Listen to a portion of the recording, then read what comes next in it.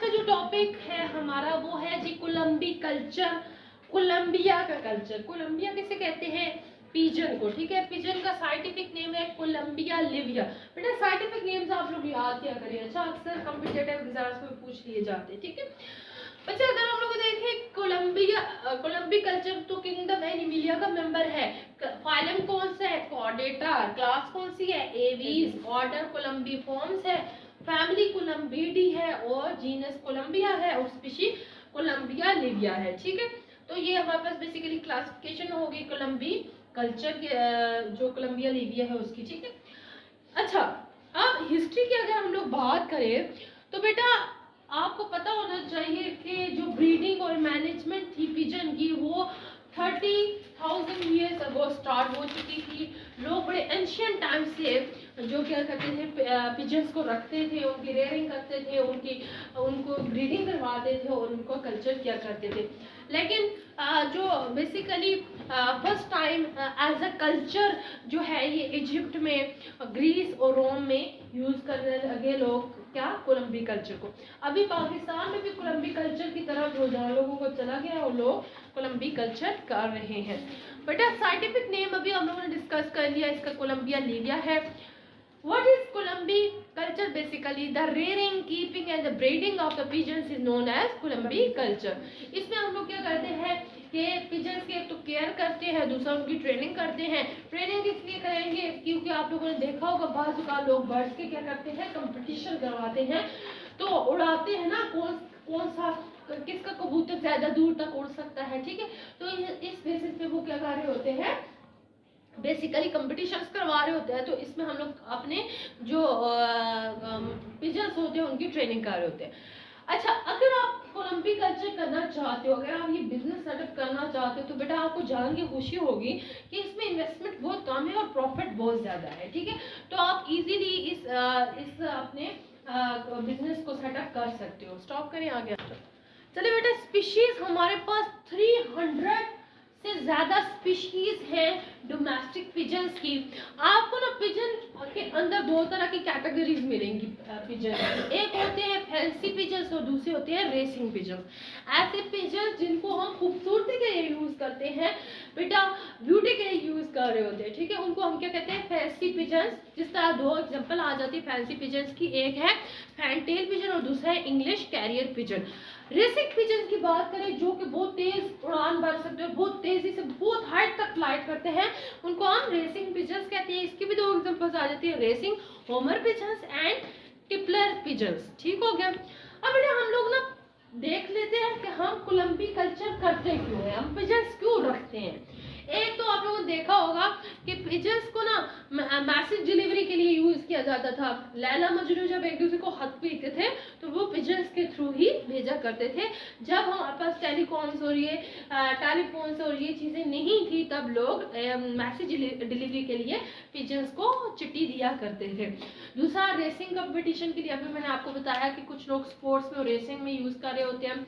लेकिन बेटा जो पिजन कल्चर का सबसे बड़ा बेनिफिट ये है कि ये एक अच्छी फूड सोर्स है। आपको पता होना चाहिए कि पिजन के मीट के अंदर बहुत ज़्यादा प्रोटीन्स होती है लेकिन लो इन फैट्स होते हैं। इसका मतलब है अगर आपने डाइटिंग करनी है तो आप इनको ये वाला गोश्त खाएं। ठीक है, इसके अंदर आपको फैट्स कम मिलेंगे और आपका वेट भी लॉस होगा, प्रोटीन ज़्यादा मिलेगी। आपने जब भी अपनी बॉडी को टाइट करना होता है, आपने अपनी सेहत अच्छी बनानी होती है, मसल्स बनाने होते हैं, तो आपको प्रोटीन हाई रिच उस फॉर्म में चाहिए होती है और फैट्स कम अमाउंट में चाहिए होते हैं। तो आप पिजन को यूज कर सकते हो एज अ फूड सोर्स। इसके अलावा बेटा अगर आपके पिजन जो है उसके फर्टिलाइज एग हैं तो उसको आप क्या कर सकते हो, आप मार्केट के अंदर बेच भी सकते हैं, इससे भी आप प्रॉफिट कमा सकते हो।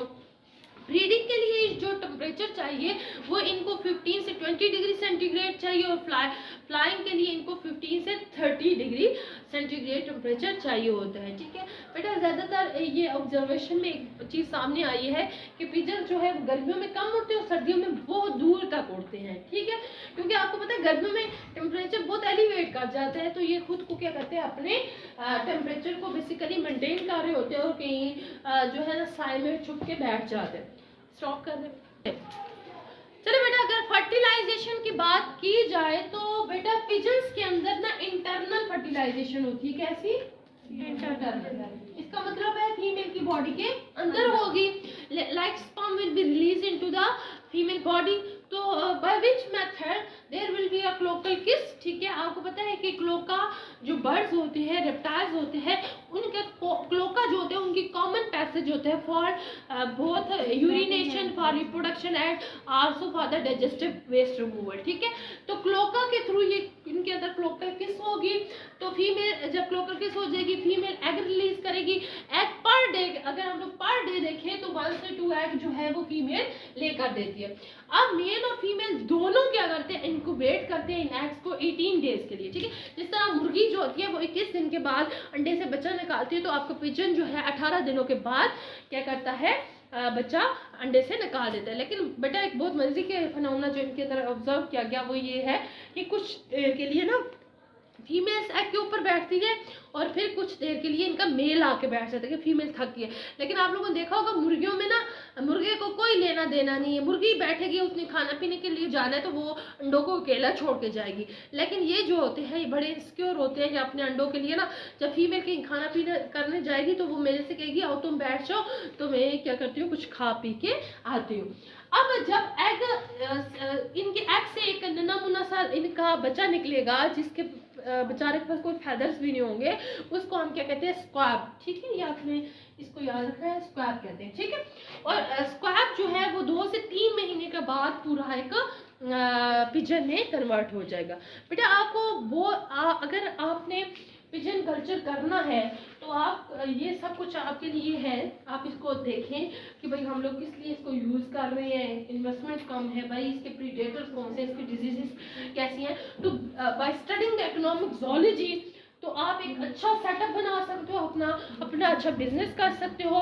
अब एक अनपढ़ बंदा जिसको यही पता है ये कबूतर है और इनको रखना है पिंजरे में, उनमें और आप में फर्क होना चाहिए ना।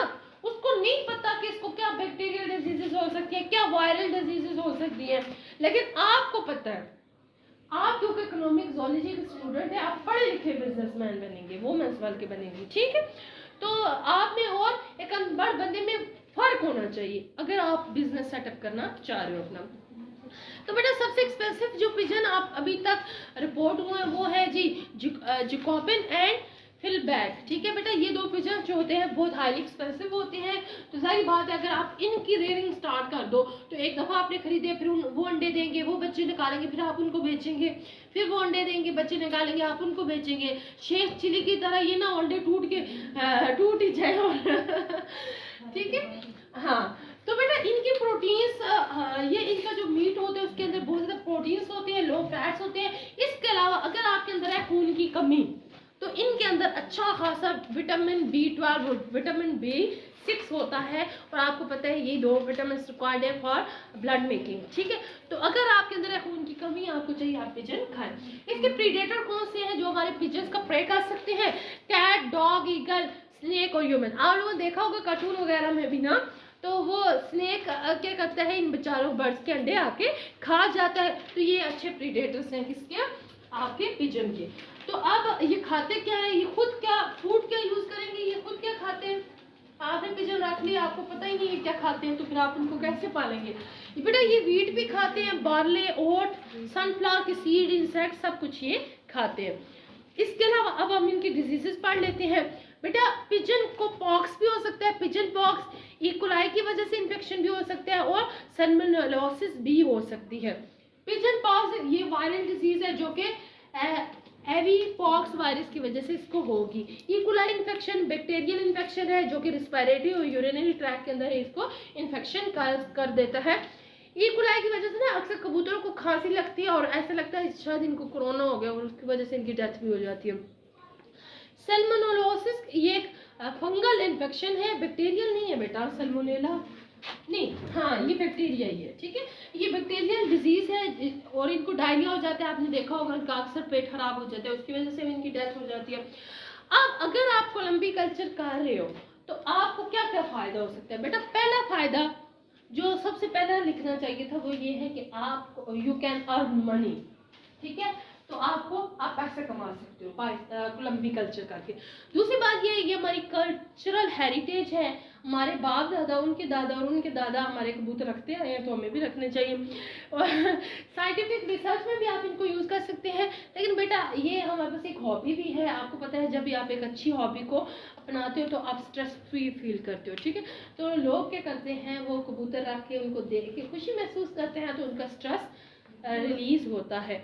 आई होप कि आज का लेक्चर आपको बहुत अच्छे से समझ आया होगा। स्टे ब्लेस्ड एंड अल्लाह हाफ़िज़।